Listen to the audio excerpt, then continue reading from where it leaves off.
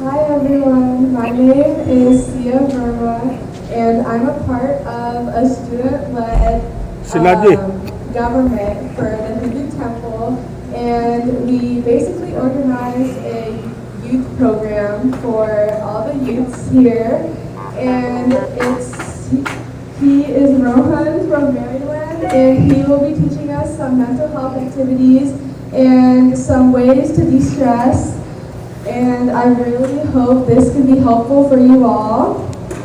And yeah. Thank you. Appreciate coming out here and honored to be able to speak to you guys. Like I said, my name is Rohan Piplet. I recently just graduated from Georgetown University. I did a thesis paper about mental health and athletics. So my background is I'm a student athlete. I played collegiate basketball 4 years at a very high level. I was able to play professional basketball overseas in Spain. However, COVID kind of happened, and then I realized I was dealing with my own mental health. So I needed to take a step back, learn how to pause, and kind of learn with my own issues.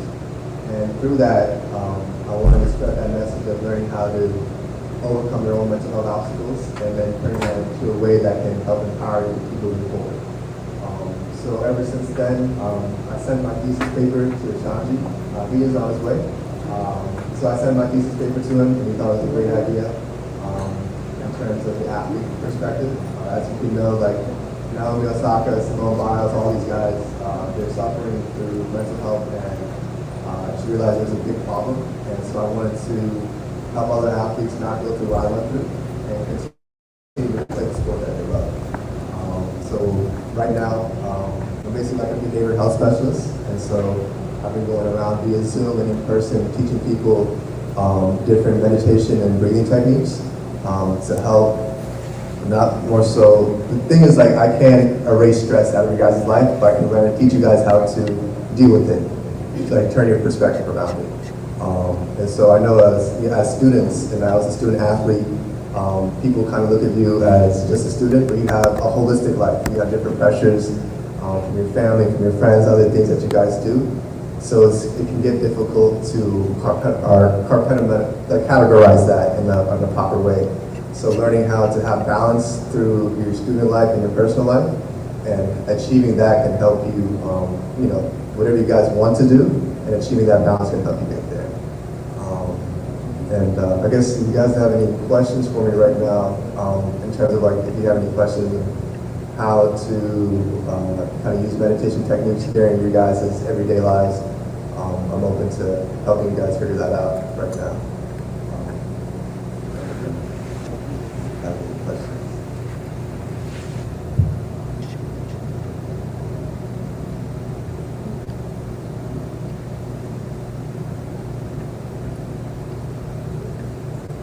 Well, all right, I'll start with, okay, right here.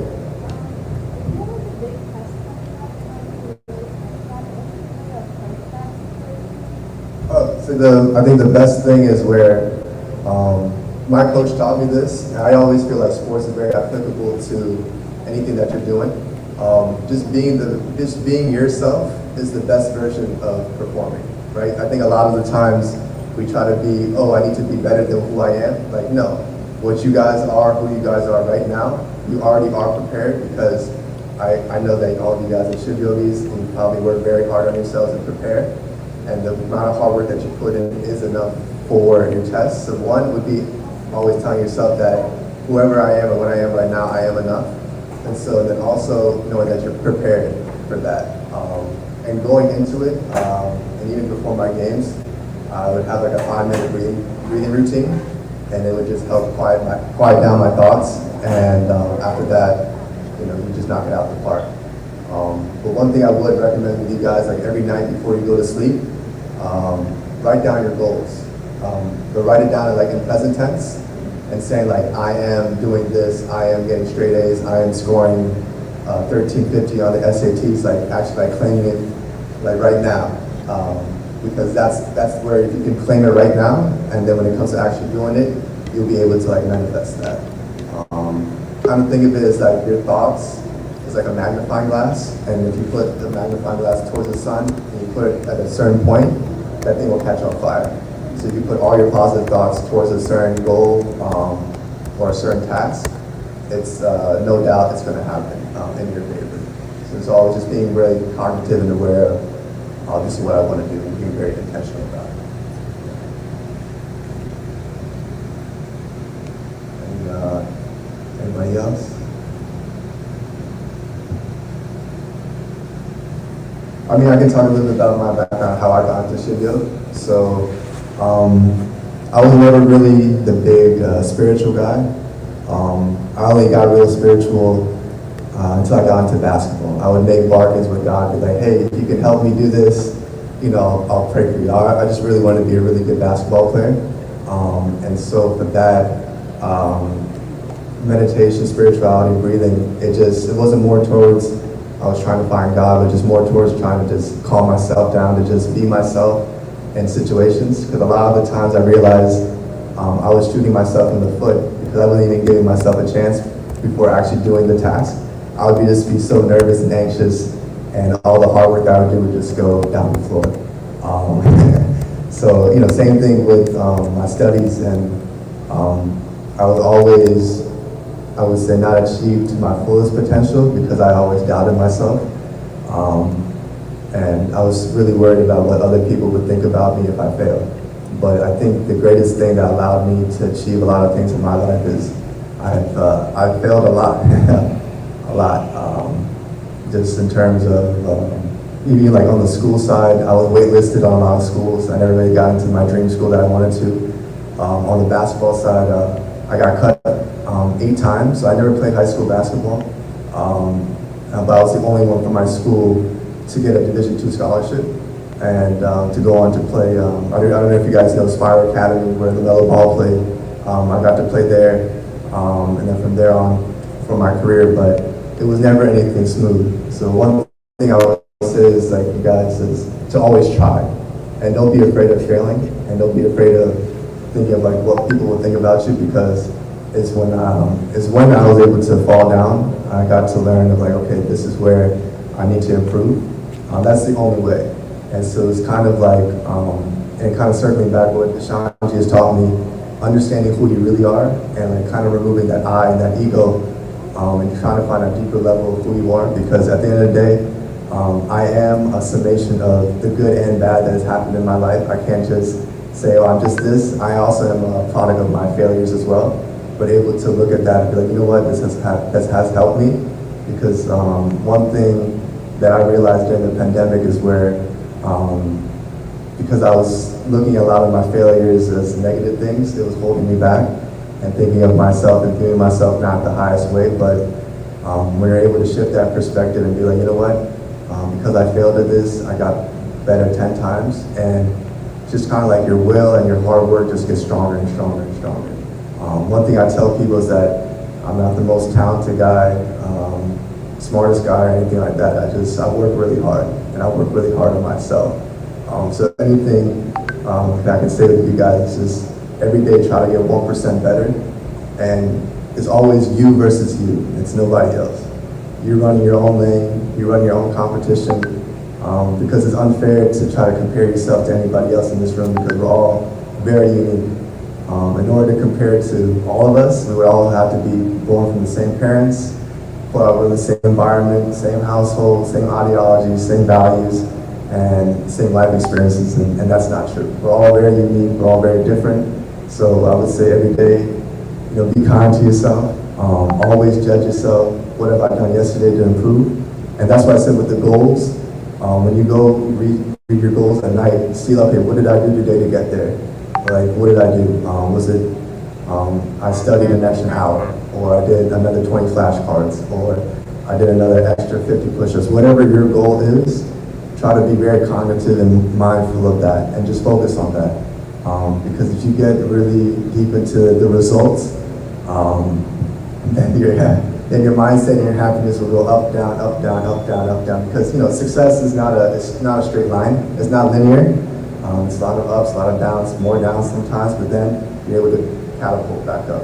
I don't know if you guys are big into stock trading or anything like that, But if you see, if soccer's going up, it's not a straight line up. It has different highs and lows, higher and lows as it gets to different levels. So I would say definitely, be kind to yourself and just always just compete within yourself. And and that's kind of the just yeah. So the biggest thing was I just wanted to prove that what I thought about myself, my thoughts, and just how I looked out to the world, there was some value behind it, and like I was right about something. Because I think one of the most important things inside of a person is their self-belief. I think if you take that out of somebody, then it's kind of like a zombie walking around in this world. So I just was hell-bent and just proving to myself, like, okay, the way I think, my goals, my vision, there is substance to it. Even though 20 people might think I'm crazy, but I know I can do this. And so I would just keep working harder and harder and harder. For me, I just love proving people wrong and then kind of seeing their faces be like, what's up now? Because I've experienced a lot of that with basketball. I think because the color of my skin, people didn't really give me a shot. But the funny thing is, I would drop 10 points in a row, coach would have to call a timeout, and then they would have to change their whole defense. So a lot of it was just like, if I'm not going to believe in myself, then more than likely the people in the room are not going to believe in me, just because based on the fact of how I look and everything. So that was why I wanted to work that hard. And also my parents. So my parents they're immigrants. They came here in 1982. Before that, my grandfather came, I believe in '63. He came here with $100 in his pocket. He actually gave that $100 away to his brother that was able to give him a visa. And so he worked 3 jobs. For the most part of his life, he was away from his family. His family was in India and Gujarat. He would work at a deli shop, and he would, the top floor would be the deli shop where he would be selling, all types of stuff, and then in the basement is where he slept. He slept next to a refrigerator. It was very cold down there. It was a sofa next to his head with like cockroaches and stuff like that. And so the type of struggle that also on my dad's side, everyone in my family worked 2-3 jobs, endless hours, newspaper boys, newspaper girls, worked at Red Robin. They wore hand-me-downs. My mom's sister and her, they would share clothes. They couldn't afford clothes. And so just knowing like what my background and where my family comes from is kind of instilled in my blood, and I never wanted to let them down. And I understand that I'm a first-generation immigrant, and I never went through the struggles they did, but one thing I did learn from them is the hard work that they put in and their work ethic, and that's why I wanted to extract from them and show them like, hey, I do acknowledge what you guys have sacrificed for me, and through my own way and my own passion and my own way of life, I'll show that I'm picking up on what you guys are doing.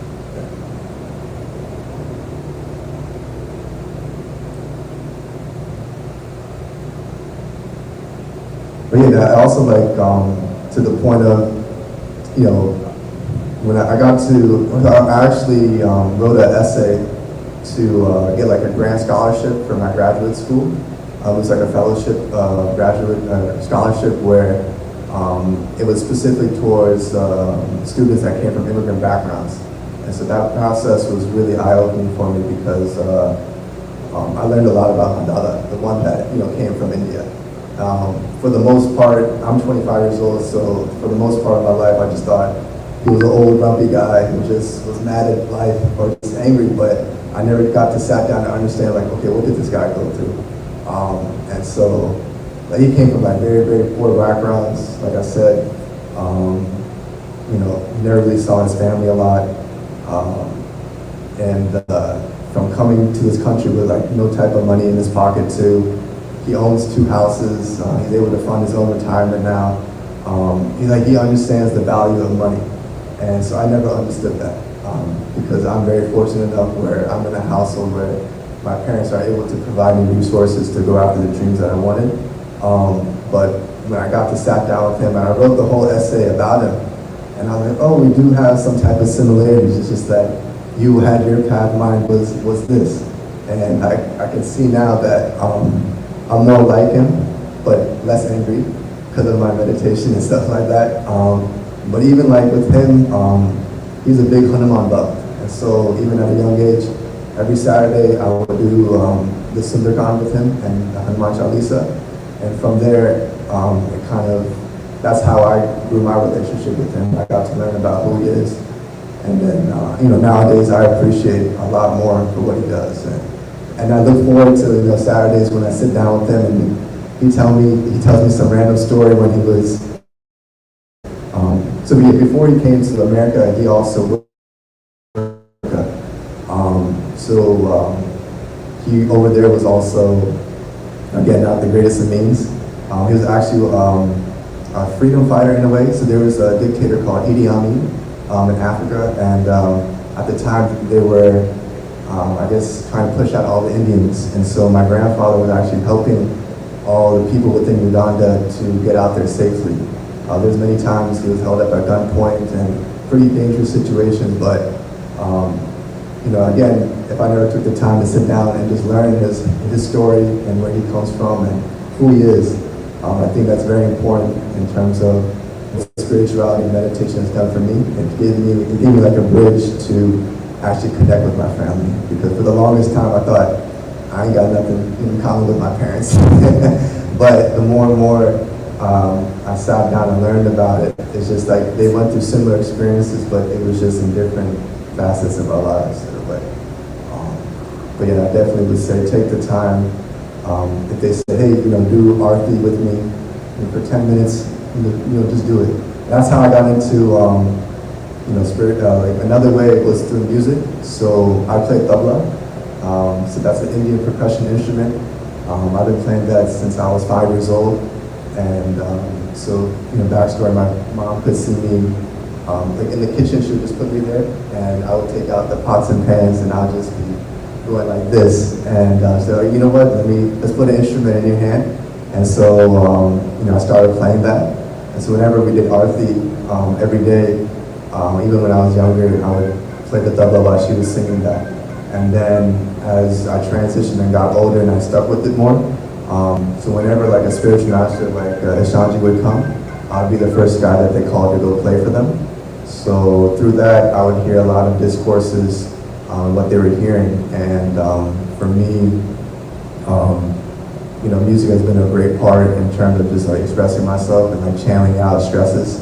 Because I understand, for me, like I can go for a long drive in a car, put on my favorite album, and I'll feel great.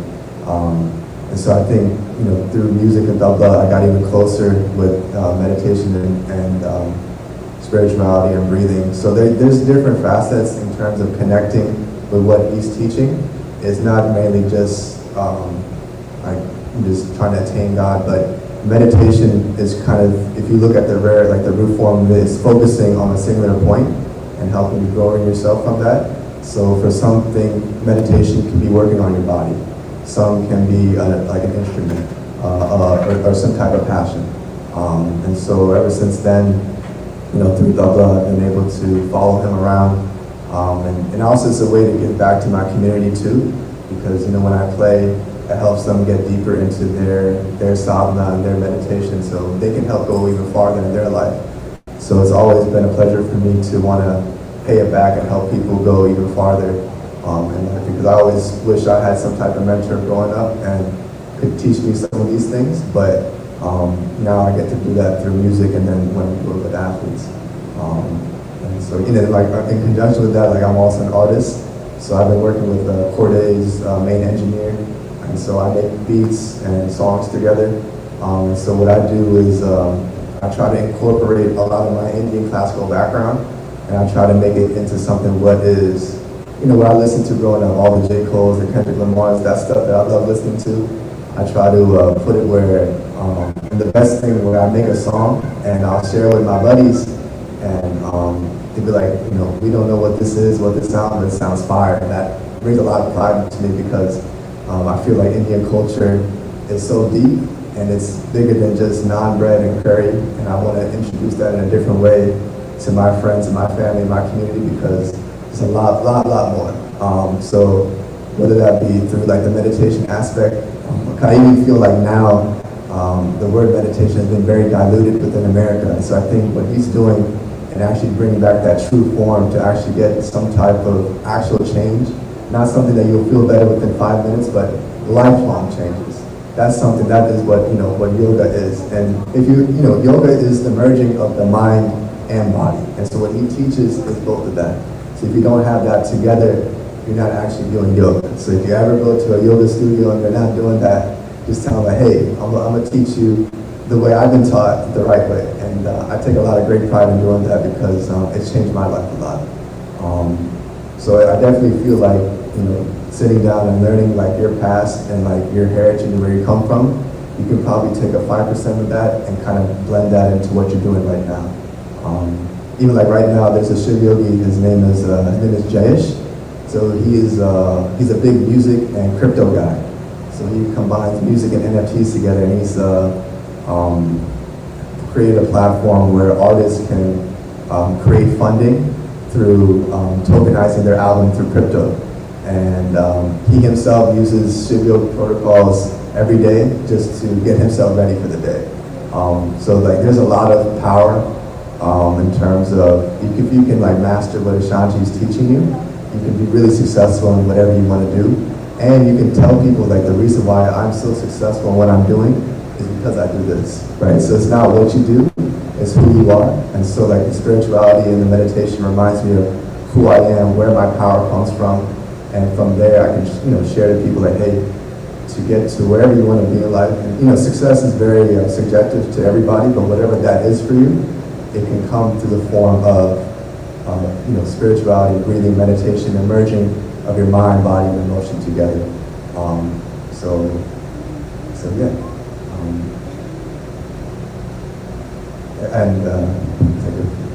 Take a shot. Thank you, sir.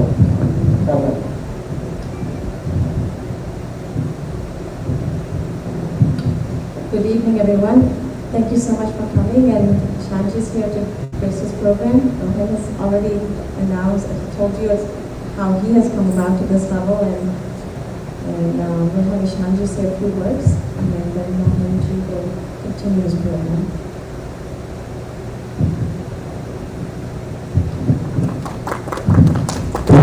Please welcome our Swamiji. Please stand. Please stand up everyone, and please welcome our Swamiji.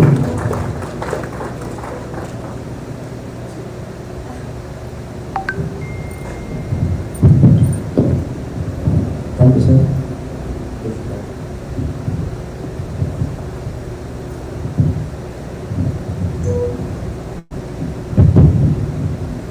I salute you all, and I salute the good within all of you. Namah Shivaya. This is our traditional meet and greet, we hold our hands, and where I come from, Namah Shivaya. And Namah Shivaya means I see the potential in you, and I hope it awakens. That being said, I welcome you all for being here. I thank you for coming, and the objective of this program is to share with all of you a few tools that you can utilize to deal with any curveball that life may throw at us. Do you all know what stress is? Yes? Anxiety? Yes, no? When you start acting like Devdas, Devdas. So, I'll let everybody settle down.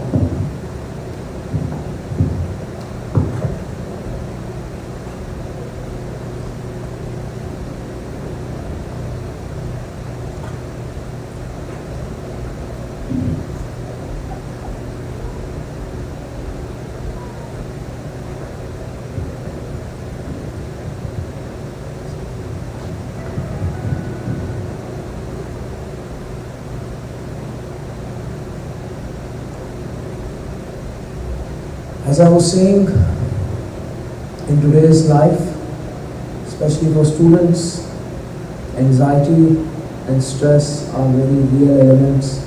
And today we would like to discuss with you some tools that can help you in life. The tools that we want to discuss with you are going to be meditative in nature. These tools will help because they train us in something that is called resilience training. Resilience training means the ability to be strong in the face of adversity, the ability to be thick-skinned, and the ability to heal ourselves the moment something traumatic occurs. That being said, whenever we talk about tools, we tend to sometimes dilute the tools. But we wanted that if you are coming, you have access to real tools, and I consider you extremely mature and intelligent, and I treat you like people who will go through genuine hardships, and these tools can help you. Let me share with you what I mean. Do you know Universal Studios? There you have a bootleg version, Kings Island. Yeah. So, if you don't have the Costco brand, there is the Universal and Disney. So I was lucky enough a few days ago to be in Disney and Universal's because I was taking an event in Florida. So the moment I went to Universal's, I didn't even go inside. I was outside, there were lots of people, everybody was dressed like a goofy character. Somebody was Jack Sparrow, somebody was Simpson, somebody was Jurassic Park. Everybody was walking around in theatrics. And there was a big line going somewhere. And in India generally, when you see a big line, it's because they are giving you free food. So when an Indian, fresh off the boat like me, sees a line, we just stand in it, hoping that somebody will feed us. So I saw a line, I expected longer, I stood in the line, and finally, when the line started to shorten, I realized the line was taking me to this place called the Chocolate Factory. How many kids here like chocolate? You can raise your hands, it's alright.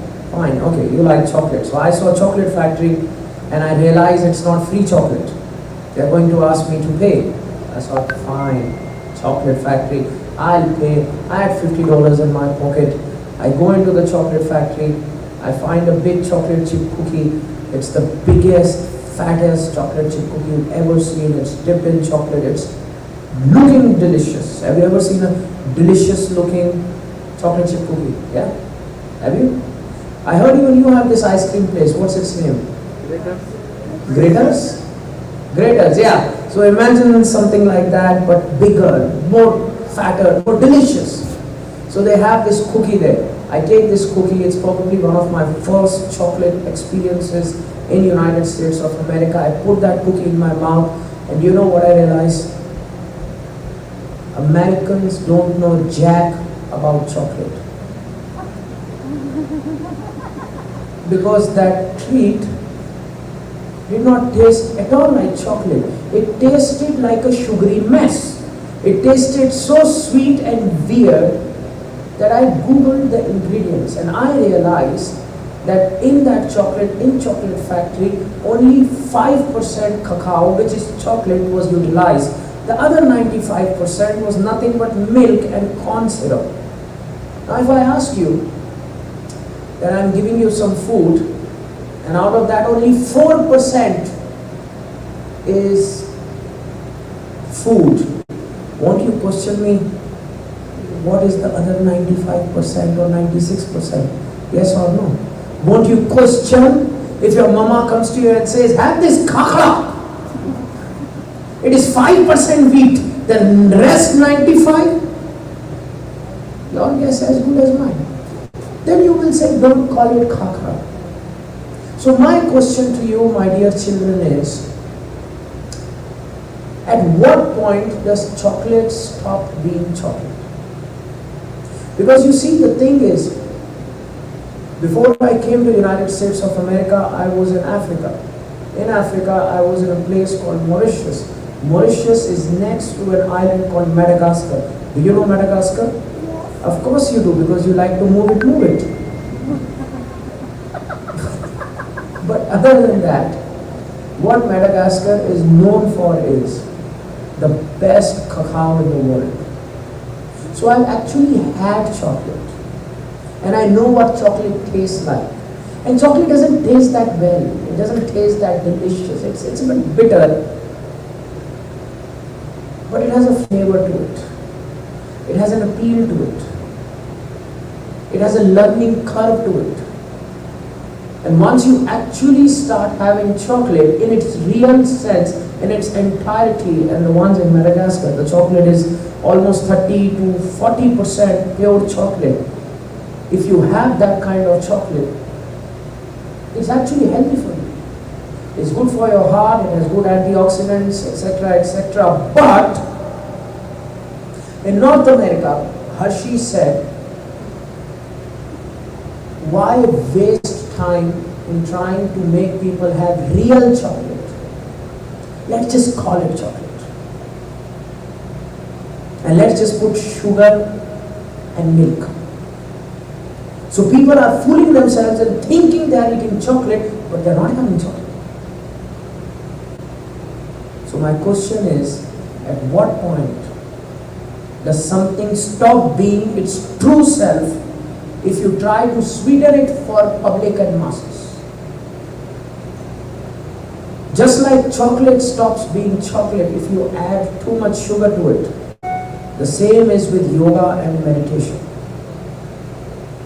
There is real yoga and meditation, the one that comes from your ancestors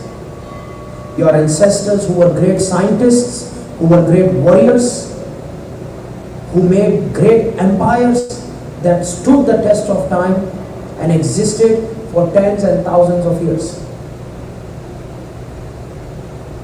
Their knowledge is a bit bitter. It is hard, but it is going to give us great benefit. And then there is an American version with lots of high fructose corn syrup and lots of milk. It looks and tastes delicious. It sounds like yoga, but it is chocolate like Hershey's is chocolate. So I requested Rohan, and he has graduated from Georgetown, and he works with great sportsmen around the world, and he makes music, and he makes that kind of music, the one that goes what is it called? Rap. So he does rap music. He has made many Spotify albums and music and this and that, in which he drinks apple juice and it doesn't look like apple juice and whatnot.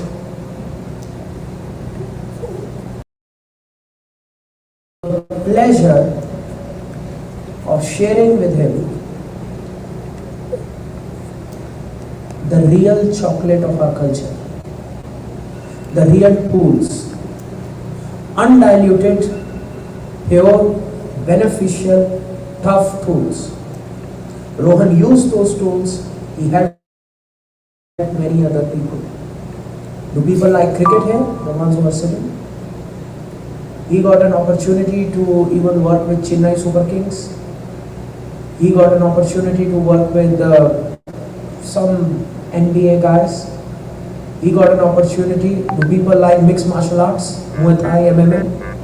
Anybody sitting here, do you know what that sport is? When you get to whoop people like cream, you know? What's MMA? Mixed martial arts, Jiu-Jitsu, Muay Thai. Then why did you raise your hand, bro?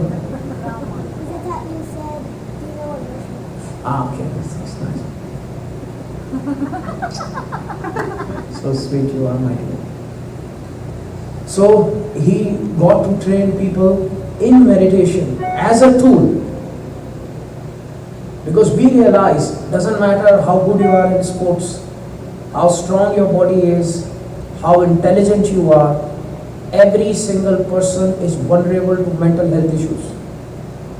Every single person, no matter which part of life you come from, you could be a doctor, you could be an Indian uncle. You know Indian uncles? The one who knows everything about everything, at least they claim. You have an Indian uncle in your house? Of course, apple doesn't fall far from tree. But still, no matter who you are,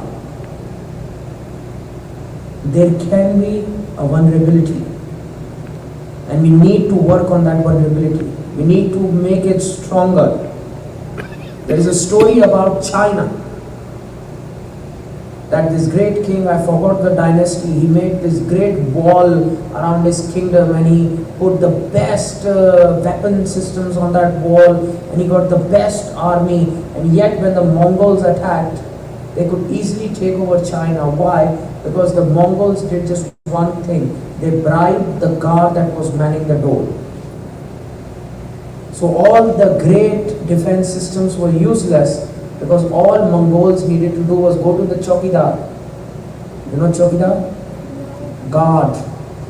Go to the guard and say, here, have a Hershey's chocolate. Open the door and let us in. And China was lost. Just like that guard is there on that door, same in our life is our mind. We can make everything strong. We can have strong muscles. We can have big cars. We can make the Great Wall of China around us. But if our mind becomes vulnerable, afraid, then life is pointless. Because then a person is living in a prison of his own making. Our ancestors spent hundreds and thousands of years on working on only one thing alone, and that is how to have good mental health.